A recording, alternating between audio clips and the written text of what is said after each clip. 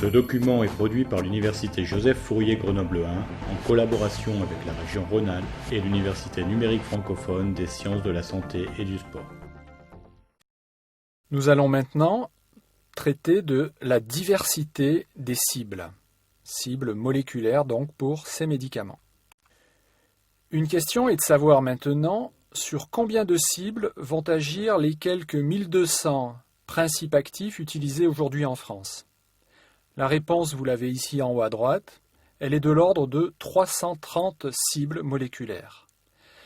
Parmi ces 330 cibles, environ 270 sont des protéines codées par le génome humain. Les autres sont des cibles qui sont codées par des organismes pathogènes comme les virus, les bactéries et les parasites. Nous avons donc là un rapport de 4 agents pour une cible. Comment est-ce que l'on peut expliquer ce rapport de 4 agents pour une seule cible? Une première explication est qu'il peut exister plusieurs agonistes pour un même récepteur. Ou encore, si la cible est une enzyme, il pourrait exister plusieurs inhibiteurs pour une même enzyme. Ces agents auront par exemple une sélectivité différente pour la cible. Ils pourront présenter en outre des effets indésirables différents. Dans une classe thérapeutique donnée, le chef de file est souvent le premier agent à avoir été commercialisé et c'est souvent aussi celui qui a la moins bonne sélectivité. Une autre explication pour expliquer ce rapport de 4 pour 1 est que pour une même cible, certains agents thérapeutiques seront des agonistes, alors que d'autres seront au contraire des antagonistes. Vous verrez dans le détail avec Françoise Stank ce que regroupent ces notions et toutes les nuances qu'elles peuvent avoir. Mais pour faire simple, disons qu'un agoniste va activer la cible, alors qu'un antagoniste va empêcher son activation par le ligand endogène de cette cible. Un quart de ces 330 cibles correspondent à des enzymes. Un autre quart correspondent à des récepteurs couplés aux protéines G qui sont nommés sur cette diapositive RCPG. Les récepteurs membranaires, qui ne sont pas couplés aux protéines G, les récepteurs nucléaires, se partagent un troisième quart. Enfin, les canaux ioniques, les pompes ioniques et les transporteurs membranaires représentent 15% de ces cibles. On peut remarquer que plus de 50% des cibles exploitées sont des protéines de la membrane plasmique des cellules qui vont pouvoir modifier l'activité de ces cellules sans même rentrer à l'intérieur de la cellule. Enfin, on peut noter que seulement 5% des cibles de médicaments utilisés couramment restent inconnus.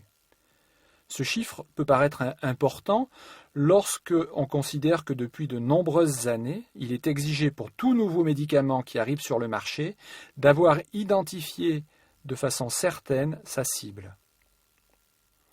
On pourrait aussi se dire que ces médicaments dont on ne connaît pas la cible et donc dont on ne connaît pas le mécanisme d'action n'ont plus réellement leur place sur le marché.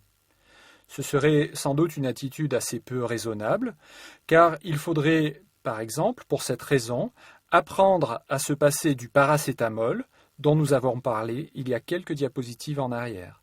Ce médicament antalgique est en effet extrêmement utilisé de par le monde, mais pour autant, nous n'avons pas de connaissance certaine de son mécanisme d'action. Il y a bien évidemment quelques hypothèses à ce sujet.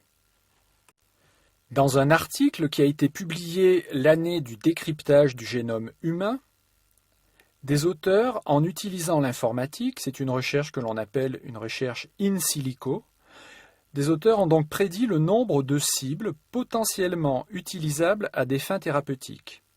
J'ai essayé d'appliquer les mêmes couleurs que celles utilisées dans le schéma précédent, afin de faciliter la comparaison. Il ressort que selon la nature biochimique des cibles, les marges de progression ne sont pas les mêmes. Par exemple, les récepteurs intracellulaires aux hormones représentent aujourd'hui environ 35 cibles pour un nombre total potentiel de 150. Dans le même temps, les enzymes représentent aujourd'hui environ 75 cibles pour un nombre total estimé à 3500 cibles possibles.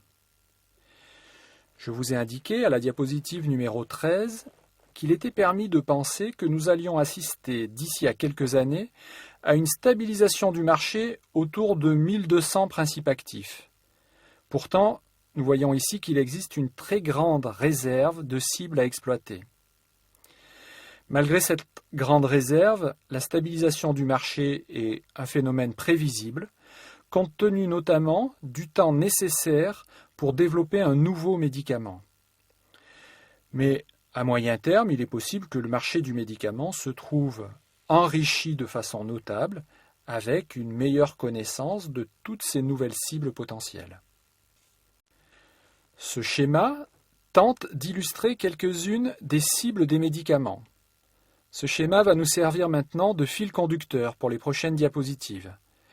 Il peut sembler complexe, mais je sais que certaines des notions qui figurent sur ce schéma ont d'ores et déjà été abordées au cours du premier semestre.